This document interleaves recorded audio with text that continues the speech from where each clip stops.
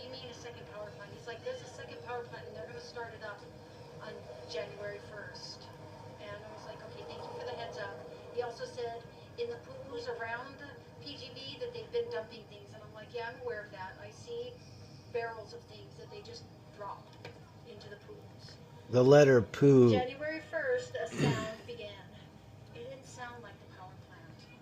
You know, I know with the turbines, it had a different sound. In 2010, to me, we have fought Rainforest Action Network, Geothermal Neighbors, Public Defense Fund. Our stance is PGV needs to go, you know, and I have never wanted to leave, but with the second power plant, I started considering it might be time to go. So this is the weapon that they built in 2010. Or I would not be able to move, and then I learned that all these gases actually displace oxygen. Oxygen is kind of important for life. So watching what was going on, I also had contacted the county for relocation. I had the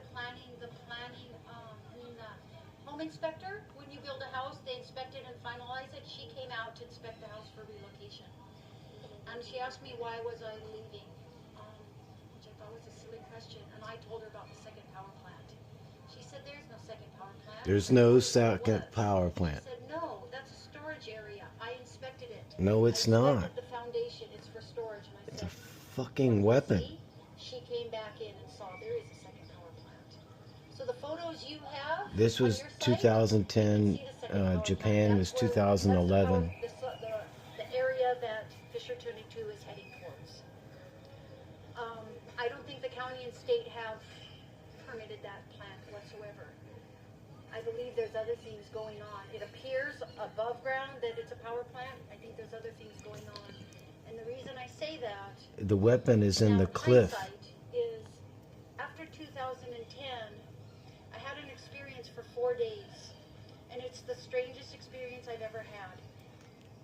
It was as if, okay, so you know, a hydrogen when collider. you have fog, you can still see, but there's an impedance to your visual. It was like sound.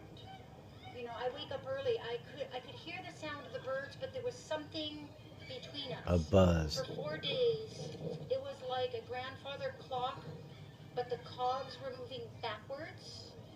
And by day 2, time had stopped. And it's hard to explain that because it's visceral.